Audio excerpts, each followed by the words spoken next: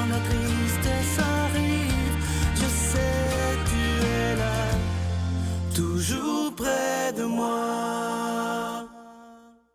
Bon mercredi, bienvenue à votre émission de La Victoire de l'amour. J'espère que vous allez bien ce matin.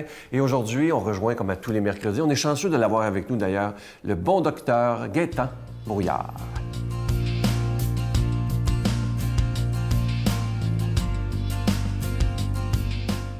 Bon matin tout le monde.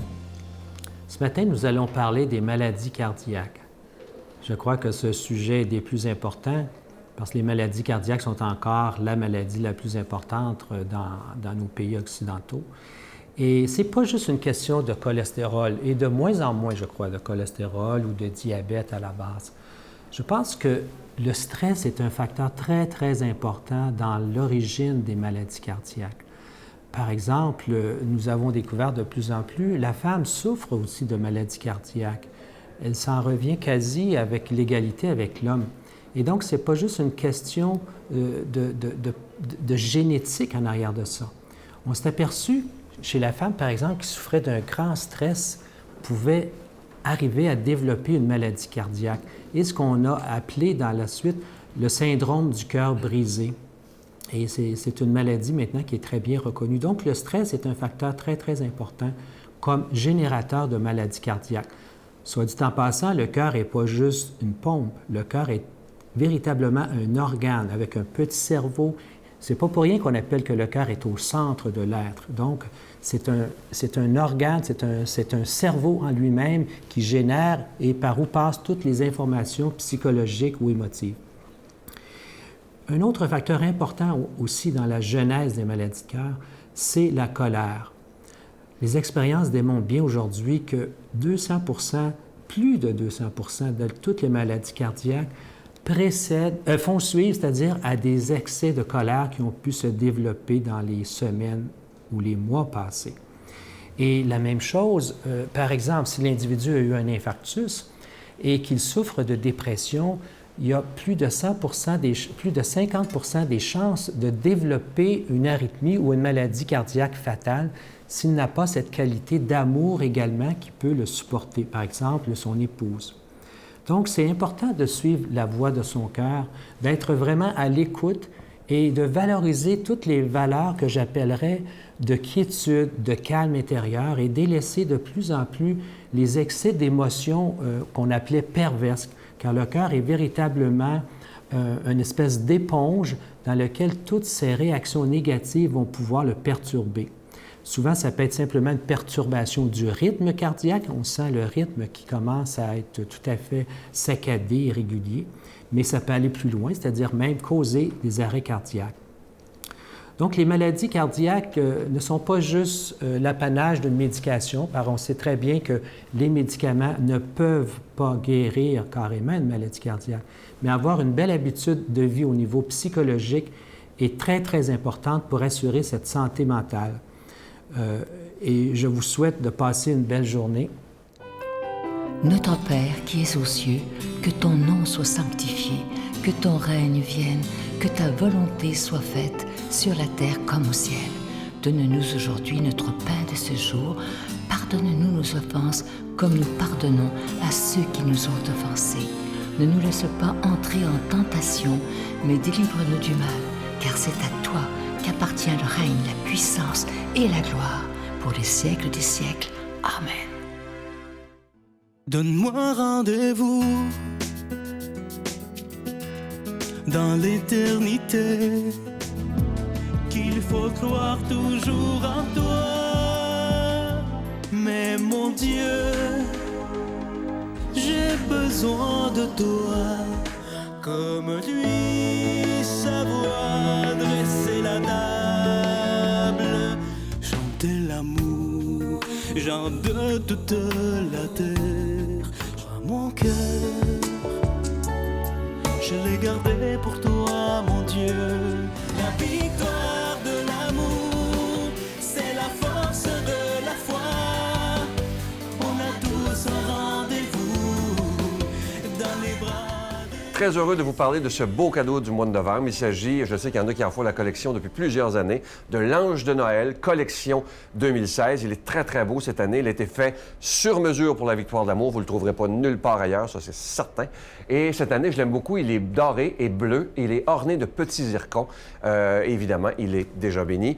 Et c'est avec un don de 25 $. Si vous en voulez deux, avec un don de 40 $, parce que ça se donne vraiment bien en cadeau. Et je veux prendre le temps de vous remercier parce et aussi de dire aux gens, je sais des fois qu'il y a des gens qui écoutent pour la première fois et qui disent « Comment ça se fait qu'ils parlent d'argent d'une émission religieuse? » Bien, c'est qu'on doit payer pour être à la télévision, que ce soit pour la production, le temps d'antenne. Alors, on doit payer pour ça, mais ce qui est beau, c'est que depuis plus de 21 ans, des milliers de personnes croient qu'il est essentiel d'annoncer la parole de Dieu. Je vous donne l'adresse, la Victoire de l'amour, casier postal 120, succursale Boucherville à Boucherville, le J4B 56, je vous la redonne, la Victoire de l'amour, casier postal 120, succursale Boucherville à Boucherville, le J4B 56. Également par téléphone, par carte de crédit du lundi au vendredi de 8h30 à 16h30 dans le 514-523-4433, 523-4433 ou sans frais, le 1-888-811-9291, 1-888-811-9291 et aussi sur notre site Internet, le www.lavictoiredelamour.org.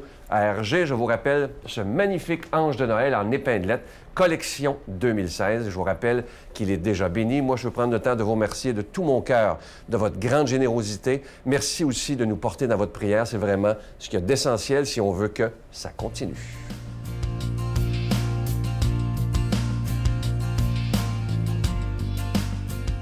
Mon Dieu, donnez-moi la sérénité d'accepter les choses que je ne peux changer, le courage de changer les choses que je peux et la sagesse d'en connaître la différence. Amen. Aujourd'hui, la parole de Dieu est proclamée par quelqu'un que j'apprécie beaucoup. Il est tellement doux, profond, et c'est pas évident avec le travail qu'il fait. Il est aumônier de prison à la prison de Bordeaux, et il sait garder son calme parce qu'il a tout vu, hein? Et vous le connaissez, notre ami, l'abbé Stéphane Roy.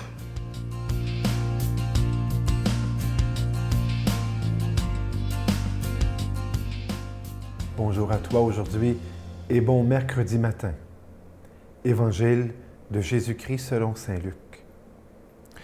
Comme on l'écoutait, Jésus ajouta une parabole. Il était près de Jérusalem et ses auditeurs pensaient que le royaume de Dieu allait se manifester à l'instant même. Voici donc ce qu'il dit. Un homme de la noblesse partit dans un pays lointain pour se faire donner la royauté et revenir ensuite. Il appela 10 de ses serviteurs et remit à chacun une somme de la valeur d'un min.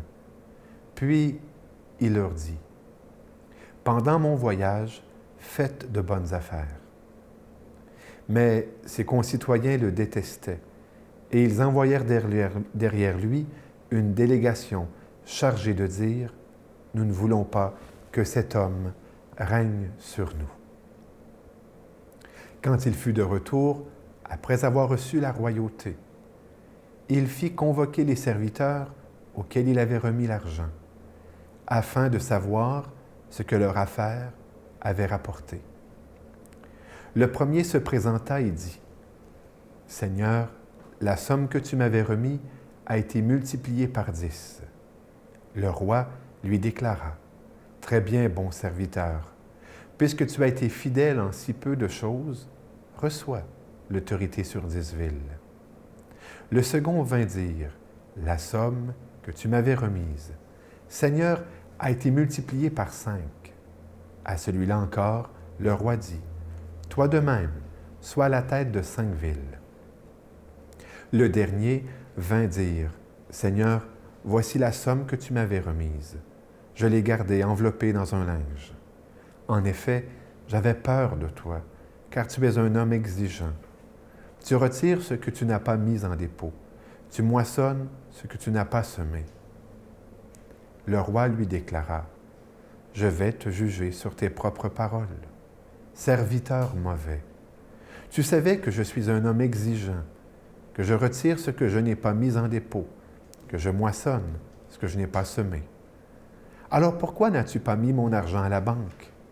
À mon arrivée, je l'aurais repris avec les intérêts. » Et le roi dit à ceux qui étaient là, « Retirez-lui cette somme et donnez-la à celui qui a 10 fois plus. » On lui dit, « Seigneur, il a 10 fois plus. » Je vous le déclare, on donnera à celui qui a, mais celui qui n'a rien se verra enlever même ce qu'il a. Quant à mes ennemis, ceux qui n'ont pas voulu que je règne sur eux, emmenez-les-moi ici et égorgez-les devant moi. » Après avoir parlé ainsi, Jésus partit en avant pour monter à Jérusalem. Jésus est cet homme venu de loin. Il est cet homme de grande noblesse, lui qui est l'égal du Père et de l'Esprit Saint. Cette noblesse, nous le savons, elle est divine. Il vient d'un pays lointain. Nous le savons, Jésus, comme Dieu, a franchi cette distance quasiment infinie des cieux vers la terre. Et il l'a franchi pour venir à notre rencontre.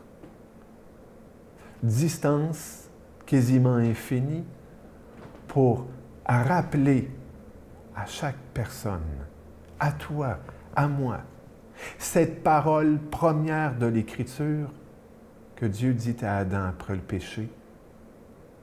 Où es-tu?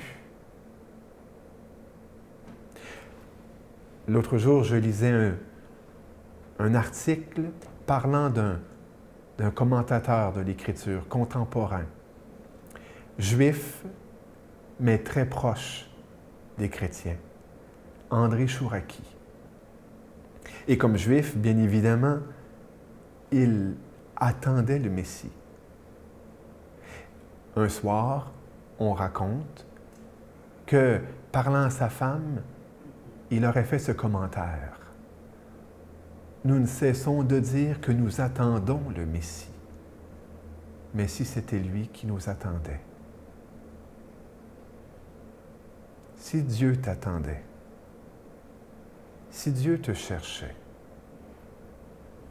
et si par malheur, nous ne nous laissions pas trouver, nous ne nous laissions pas rejoindre par sa parole, si nous ne voulions pas, comme ces gens de l'Écriture, qu'il règne sur nous.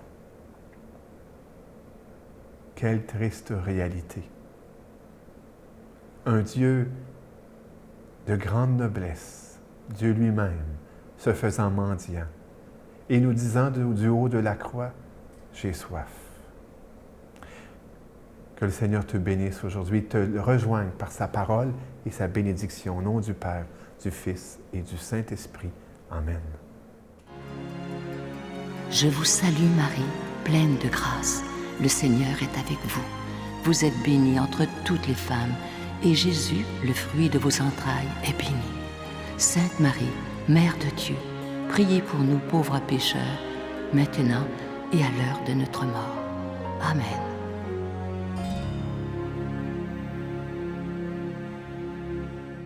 Je vous laisse avec une belle petite pensée qui dit ceci: ne laissez pas le comportement des autres détruire votre paix intérieure. Et ça, c'est tellement important.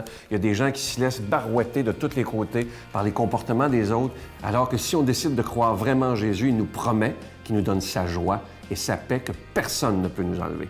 À demain. Bye. Mon prof semblait dire qu'on ne pouvait pas être intelligent et croire en Dieu en même temps. Et donc là, ça a stimulé des choses dans ma tête. Je me considérais pas si idiot que ça, tu sais. Donc là, je commence à me dire, il a vraiment l'air d'être quelqu'un qui est intelligent et qui dit qu'on n'est pas vraiment intelligent si on croit à des fables comme ça. Des fables. C'est des fables. Pour lui, c'est des histoires. Tu comptes ça à des enfants pour les aider à dormir, tu sais.